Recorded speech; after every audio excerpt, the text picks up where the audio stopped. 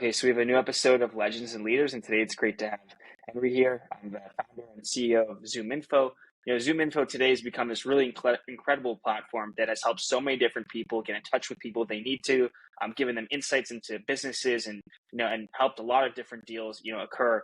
And it may not have happened without the platform you've created. And you've scaled this up to, I think, 30 something thousand plus customers.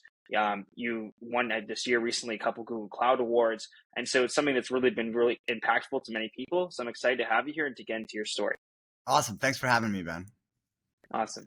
So Henry, where did your passion for entrepreneurship and technology begin? Was this something you had when you were young? Did you always think hey, I'm going to go build something and build a business and lead a business? How did this start? I did always have a passion for running a business and being an entrepreneur. I didn't know that I was going to end up that way. In fact, at some point after I graduated college, I actually was I didn't think business was as honorable as a career as other careers. And so I decided I was going to go to law school because I felt like lawyers had this honor associated with them that business people didn't have. And I remember when I was making that decision, one of my friends, I had started a business right after college, and one of my friends who worked in that business was like, "What are you doing, Henry? You are business. All you think about is business. You bleed business. Why are you going to law school?" But I just thought, this is a thing that gives me a different place in the world than slanging business. And so I went to law school, and after 1 year in law school, decided with a good friend of mine that we were going to start what eventually became ZoomInfo.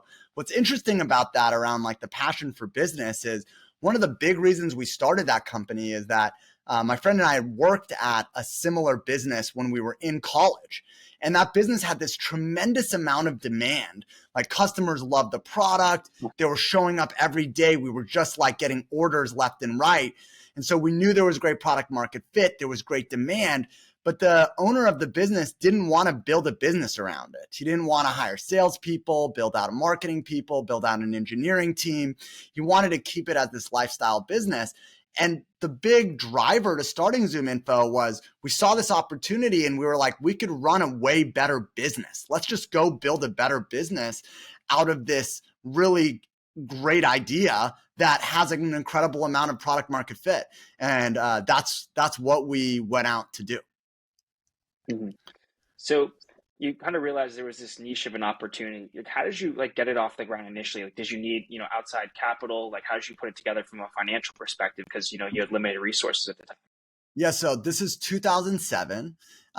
We founded the business in Columbus, Ohio. I was 23 years old. My co-founder was also 23 years old. There wasn't VC money going into software businesses in Columbus, Ohio, or really in a lot of different places in 2007. And it certainly wasn't going to go behind these two guys who don't know anything about software businesses or not in the Silicon Valley. So we had to bootstrap it. And so I put $25,000 on my credit card. My co-founder put $25,000 on his credit card, and we used that capital to start the business. And we knew, hey, when you're out of that 25 grand from each of us, we were out of money. And so we had to build a product quickly.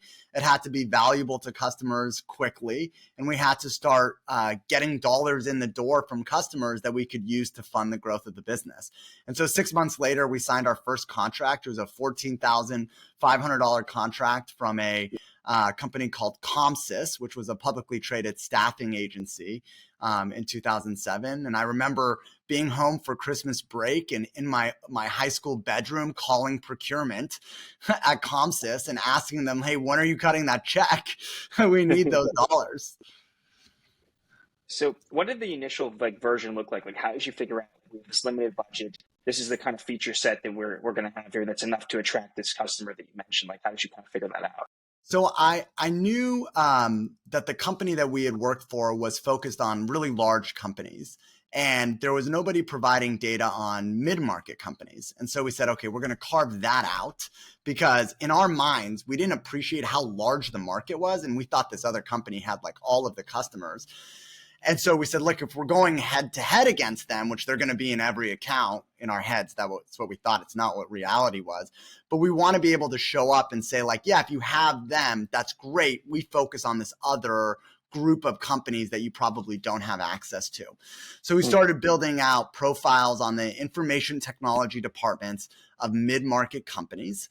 And then we would go out to companies that sold to information technology decision makers and say, like, look, if you're selling to the mid-market, we have this incredible data asset for you. What was really interesting is our customers started saying, great, we love this mid-market stuff, but we really need the Fortune 1000 too.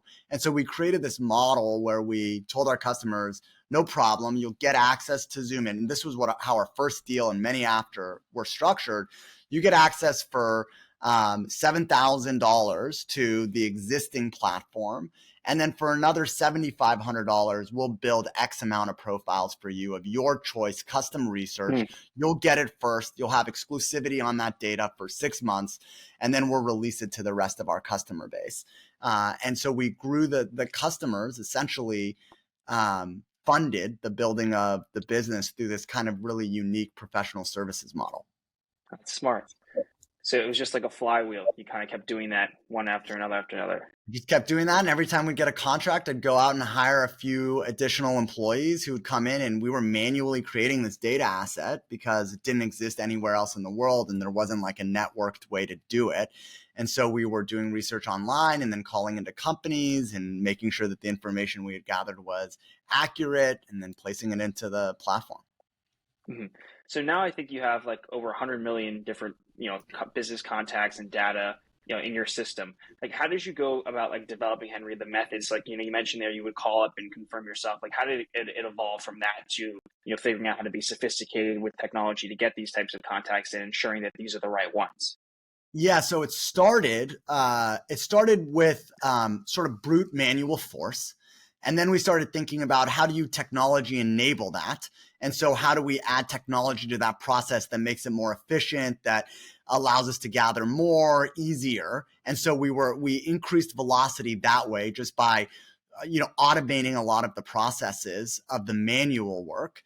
And then what we realized was our customers want really high accuracy, but they also want really incredible coverage. Today, we cover 300 million business professionals across 100 million companies. How do you do that? You can't do it with, 2 million people gathering the data. Even if it's tech enabled, you need a network effect to do that. You need customers providing data. You need some sort of flywheel to get going. And ultimately, what we built, what ZoomInfo built was this freemium offering where people can get limited free access to ZoomInfo in exchange for the contacts in their email system. So their contact book, their email signatures. And so we built this huge community, hundreds of thousands of people who are getting limited free access to ZoomInfo. And then we're getting this incredibly valuable data from their email contacts or their email signatures that's feeding this big flywheel. Mm-hmm. So there was a point when you guys, I think, were DiscoverOrg, and then you switched over, you did an acquisition of ZoomInfo, and then changed your name to ZoomInfo. I think you did a couple different acquisitions of like iProfile, Ranking Software. Why did you decide that ZoomInfo was the best name for you, and like how much of an impact did that really have on the business overall from DiscoverOrg? Yeah, so we made an acquisition. We made a number of acquisitions leading up to ZoomInfo. ZoomInfo, when we made the acquisition, DiscoverOrg was a $170 million business. ZoomInfo was a $100 million business. But ultimately, two things. One, DiscoverOrg is not a great name, and people would mess it up all the time. They'd call it Discover, Discovery, Discovery.org, Discover.org. They almost never called it just DiscoverOrg its name. And ZoomInfo is a pretty good name. And we went out and did a study post-acquisition to understand what the brand equity and the brand awareness of the two brands were. And ZoomInfo was ahead on both. They had invested behind their brand in a way that DiscoverOrg didn't. And so I had this opportunity where I had this name that people always got wrong, and then this other name that no one was getting wrong and had better brand awareness and better brand equity than the original name. And so it became like a pretty easy decision, and I had to communicate that with the company because there were a number of people at DiscoverOrg who were tied to the name. There are people on my board who are tied to the name. And so for the first year, we called it ZoomInfo powered by DiscoverOrg. And it was like a little bit of a, throw in. And so after 1 year, we got rid of the powered by DiscoverOrg and then just left it as ZoomInfo. At one point, Henry, did you kind of shift towards also having a lot more like business intelligence on your site? And like, how has that impacted, the overall how you manage the company and the bottom line? Yeah, look, I think all of our customers are looking for two things. They want the best quality data on the customers they should be engaging with. And then ultimately what they want is an ability to prioritize who they should be engaging with right now. And so it's not enough anymore to just give you a database of names and company names. I want to know what are the signals and the reasons why I should be engaging with companies. And then I want to prioritize lists of the ones that are going to convert at the highest rates. And so we had to build in AI capability to do that. We had to build in a whole bunch of data signal, who's visiting my website and who's hiring a new CIO and who's researching my products and services online. We have to bring all of that together to make sure not only were we providing our customers with the data that they needed to engage, but also the signals and the priority ranking of who they should be engaging with and when. Yeah, I think I also saw online that you guys were like almost able to predict that a company was looking for like a CFO role because of just the way they were interacting. So it's really gotten that good in terms of what you guys. We were one of the first companies that offered B2B intent data. And what B2B intent data does is it actually looks at what companies are researching on the B2B web. It creates a baseline for how much they research CFO hire. And then they look for big spikes in research on that topic. And so if I'm researching on average 2 articles about CFO hires, and then all of a sudden for 3 weeks, I'm researching 28 articles about CFO hires, we're flagging that as intent that they might be looking for a new CFO. Makes sense. So, how different has it been, Henry, from scaling from initially to hitting millions in sales to, I think the last number I saw like publicly was like over $1 billion. How different has it been managing the business and ensuring that it maintains the same type of culture? It's really operating at the type of speed that you want and has that ability to continue to scale. That is the ultimate challenge, Ben. That is the ultimate challenge. And maybe for a career CEO, like speed and culture are not that important. But I think for founder CEOs who had to like make it work because of the culture that they built, because of the speed at which they operated, because of a no nonsense culture and workplace, when the company gets big, if you're not like super intentional about every person you hire, it just gets away from you. And then you have to go back and you have to rebuild that. And you have to make sure people understand that the culture that got us here is the one that you actually want instituted throughout the business. And some people want to come along for that journey and some people don't. And as a founder CEO, I think most people really appreciate the fact that it is that speed, that agility, that no nonsense, get things done attitude that makes businesses really successful. And I think people want to make excuses for why that doesn't exist in their businesses when they get bigger. Like I hear all the time from my entrepreneur friends, well, we have 600 people, so it doesn't really work anymore. Or after 100 people, you really can't keep that culture. And that's just not true. You can. You have to be really intentional at it. You have to work really hard at it. You have to constantly reinforce it. You have to constantly think about why does the culture not exist over there? And what am I going to do to go instill the culture over there? But it is still possible. I work on it every single day. I think it's the key advantage for our business. It just doesn't come automatically. And it doesn't come automatically the way it felt like it did at 50 employees or 80 employees, or maybe even 100 employees, where you're kind of all in this, in pre-COVID, where you're all kind of in the same room, like you see everybody every day, you know everybody's name, you know what everybody's working on. You can show up and go, what are we doing on that? That's too slow, go faster. What are we doing on this? I can clear roadblocks.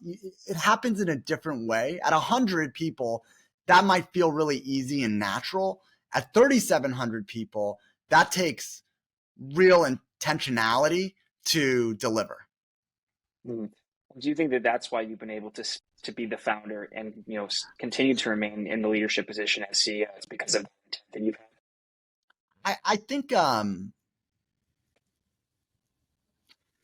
I think the reason why I've been able to stay in the role is that I've had an understanding that the role in each phase required a different set of skills than the role in each subsequent phase. And so every year, every 2 years, I can't be the same CEO that I was 2 years before. And if I am, then there's no way I can guide the business for the next 2 years. And so I'm constantly trying to figure out, like, which of my skin am I going to shed? And what do I need to learn and be great at for the next 2 years of running the company? And so I'm constantly focused on learning those new skills and not being tied to something that worked before working in the future. There are some things that worked before that I'm really convicted will continue to work for us in the future. And there are a lot of things that didn't work before or weren't key focuses of mine before, and I know have to be in order for us to be successful in the future. And those things are constantly changing. So it's your ability to adjust. Yeah, it's just the ability to adjust. Yes. Yep. So how do you view handling the responsibility of having hundreds and thousand something plus people that rely on you and your decision-making ability as the person that's operating? How do you handle that, the pressure of that, while also ensuring that you can make the right decisions day to day?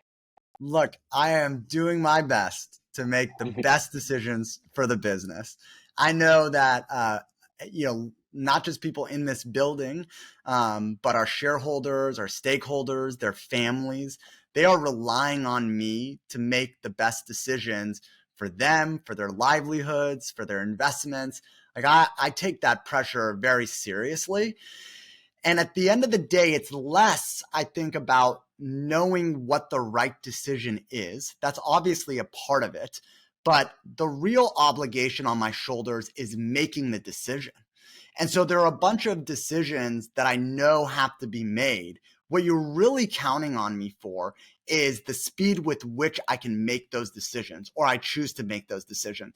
And the weight that sits on my shoulders is more about knowing the decisions I need to make and how quickly I can make them once I know that that's a decision to make. That might be people decisions, that might be strategy decisions, that might be org design decisions. Once I know, or I'm very confident that a decision has to be made to make the business run better, then I have to act quickly. Otherwise, it just starts crushing. That pressure starts crushing me. And so it's, you naturally or organically find your way to the decisions that should be made. It's the speed with which you make the decision once you've gotten there that people should hold you accountable to, that people do hold me accountable to. Interesting. So it's you just need to be aware. First, it's a process of being aware of the right type of decision you need to make. And then from that awareness that needs to happen to implementation is really how, that's the part that you really try to focus on. Totally. And then the awareness, I don't want to discount the awareness, because the awareness of the decision comes from talking to customers, talking to employees, talking to investors, reading research, understanding your competitors. And so sometimes I think of my job as the brain of ZoomInfo. And so I take in all of this information from customers, from employees, from competitors, from analysts. And then as I'm processing all of that information and looking out to the organization, I'm like, okay, I've got to do this. I've got to do that. I've got to do this. And once I've got the this, and that, I've got to act quickly on that, because I would much prefer to be faulted for not seeing the decision than knowing the decision and not acting fast enough on it. It's like one thing where like, man, I didn't see that. I was like, I don't know why I didn't see it. And I've got to go change my process to see it better.